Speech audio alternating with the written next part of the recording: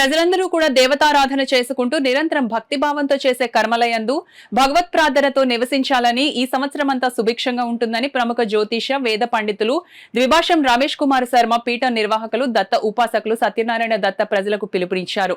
పిఠాపురం మహారాజా railway వారధి సమీపాన ఉన్న శ్రీ రామదత్తసాయి పీఠంలో విశ్వావసు నామ సంవత్సర ఉగాది వేడుకలను ఘనంగా నిర్వహించి బ్రాహ్మణ పండితులను సత్కరించారు. ఇందులో భాగంగా ముందుగా స్వామివారికి పంచామృతాభిషేకం, విశేష పూజలు నిర్వహించారు.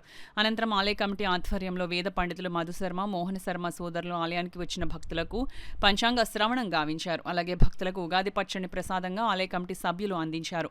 ఈ సందర్భంగా వేద పండితులు మధుశర్మ, మోహన శర్మ మీడియాతో మాట్లాడారు. ఈ విశ్వావసు నామ సంవత్సరంలో దేశమంతా పాడి పంటలతో, యజ్ఞ యాగాదులతో సుభిక్షంగా ఉంటుందని తెలిపారు. కార్యక్రమంలో ఆలయ కమిటీ సభ్యులు తదితరులు పాల్గొన్నారు. భార్యాభర్తల మధ్య అన్యోన్యత పెరగడం కోసం, ప్రేమానురాగాలు కలగడం కోసం ఈ యొక్క గంధర్వుడు అనుగ్రహం ఎక్కువగా ఉంటుందని చెప్పి మనకి శాస్త్రంలో ఉంది. అలాగే ఈ విశ్వావసు నామ సంవత్సరంలో అందరూ కూడా సుఖ సంతోషాలతోనూ, ఆయురారోగ్య ఐశ్వర్యాలతోనూ తొలతూగాలని చెప్పి ఆ యొక్క పరమేశ్వరుని గురు దత్తాత్రేయ స్వామి వారిని ప్రార్థిస్తున్నాం. ఈ సంవత్సర ఫలం చాలా విశేషమైనది. ఈ విశ్వావసు నామ సంవత్సరంలో 40% కొంచెం గడ్డు కాలంగాను, 60% శుభ ఫలితాలు కలిగించే విధంగా ఈ సంవత్సరం ఉంది.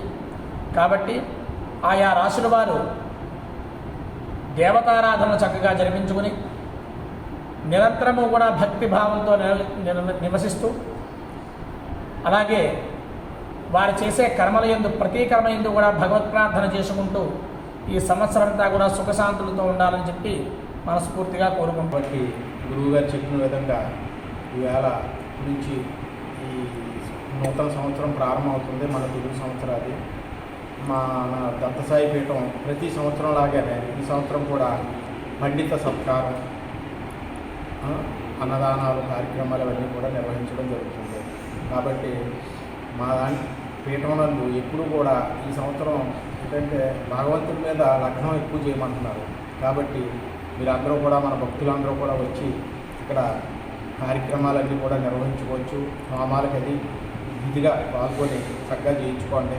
అతి తక్కువ రుసుముతోటి ఇక్కడ మేము కార్యక్రమాలన్నీ నిర్వహిస్తున్నాం. కాబట్టి ఈ సంవత్సరం వచ్చి నెల 12వ తేదీ పౌర్ణమి అందరూ కూడా వచ్చి మా కార్యక్రమాల్లో పాల్గొని పూర్తిగా కోరుచున్నాం.